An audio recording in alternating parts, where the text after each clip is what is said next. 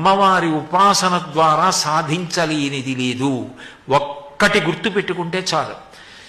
ఇది నువ్వు ఇప్పుడు పట్టుకోవద్దు అనుకున్నప్పుడు ఆవిడ దానికి దూరంగానూ ఉంచగలదు.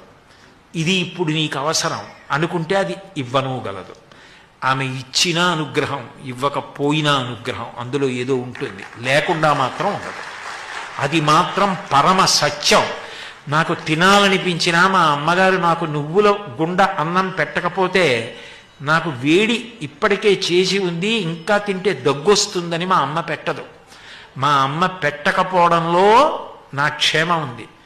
మా అమ్మ పెట్టినా నా క్షేమం ఉంది. పెట్టినా పెట్టకపోయినా ఆమె పాదాలు వదలకపోవడంలో భక్తి సంస్కారములు ఉన్నాయి. అటువంటి తల్లి కొలువైనటువంటి విజయవాడ పట్టణానికి లోటెక్కడుంది? అటువంటి పట్టణానికి వచ్చి మారువడ్డన అంటారు. ఒక్కసారి చెప్పి వెళ్ళిపోయాం అనుకోండి. ఇప్పుడు తల్లి వంకాయ కూర వండి పిల్లాడికి పెట్టింది అనుకోండి, వాడు తినేసి లేచిపోతున్నాడు అనుకోండి, ఎరా ఒక్క మాటే తిన్నావు, కూర బాగులేదా కొట్టుకుపోతుంది. అమ్మ ఇంకోసారి వంకాయ కూర బాగుందమ్మా కూర అని కలుపుకు తిన్నాడు అనుకోండి, అమ్మకి లేకుండా తినేసినా అమ్మ ఆనందపడిపోతుంది. మారువడ్డనకి అమ్మ ప్రీతి